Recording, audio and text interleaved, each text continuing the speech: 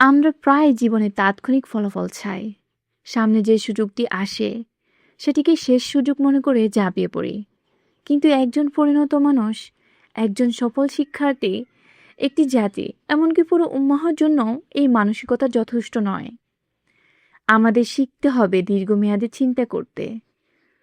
প্রতিটি নতুন সুযোগের পিছনে ছুটে না গিয়ে নিজেদের জিজ্ঞাসা করতে হবে, এটা কি সত্যিই আমার দীর্ঘমেয়াদী লক্ষ্যের সঙ্গে সামঞ্জস্যপূর্ণ? যখন আমাদের কোনো সুস্পষ্ট লক্ষ্য থাকে না, তখন আমরা প্রতিটি নতুন ঘটনার সঙ্গে দিক পরিবর্তন করি। কিন্তু যে ব্যক্তির তার গন্তব্য জানে, সে সাময়িক আবেগের কারণে নিজের পথ থেকে বিচ্যুত হয় না। এই সাময়িক পরিপক্কতাই একজন মুমিনের বৈশিষ্ট্য। পরিস্থিতি বদলাবে, পরীক্ষা আসবে, দুঃখ কষ্ট আসবে, কিন্তু ঈমানে স্থির থাকা, আল্লাহর উপর ভরসা রাখা এবং সঠিক পথে অবিচল থাকা, এটাই প্রকৃত সফলতা। এই স্থিরতা অর্জনের জন্য আল্লাহ তাআলা আমাদের একটি অসাধারণ দোয়া শিখিয়েছেন। সূরা আল ইমরানের 147 নম্বর আয়াতে মুমিনরা এভাবে দোয়া করেন, রব্বানা ইগফির লানা যুনুবানা ওয়া ইসরাফানা ফি আমরিনা ওয়া সাব্বিত আকদামানা ওয়ানসুরনা আলাল কওমিল কাফিরিন।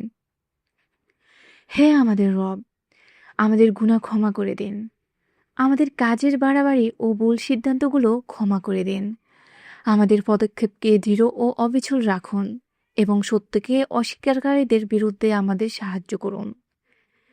খেয়াল করুন, এই দোয়ায় শুধু গুনাহ মাপ চাওয়া হয়নি, বরং আমাদের অতিরিক্ত প্রতিক্রিয়া, আবেগের বশে নেওয়া ভুল সিদ্ধান্ত এবং সীমালঙ্ঘনের জন্য ক্ষমা চাওয়া হয়েছে।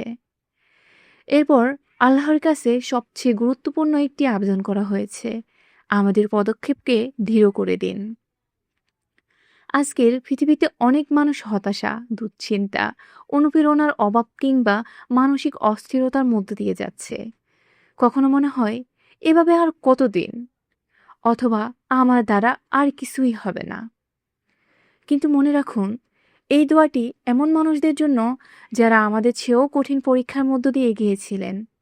যদি আল্লাহ আমাদের এই দোয়া শিখিয়ে থাকেন, তাহলে নিঃসন্দেহে এটি আমাদের জন্য এক বিশাল উপহার।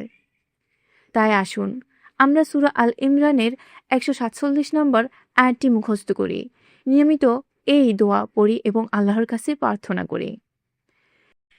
হে আল্লাহ, আমাদের গুনাহ ক্ষমা করুন, আমাদের ভুল সিদ্ধান্তগুলো ক্ষমা করুন, আমাদেরকে ঈমানে দৃঢ় ও অবিচল রাখুন, আমাদের হৃদয়কে দুর্বলতা, হতাশা ও অস্থিরতা থেকে রক্ষা করুন।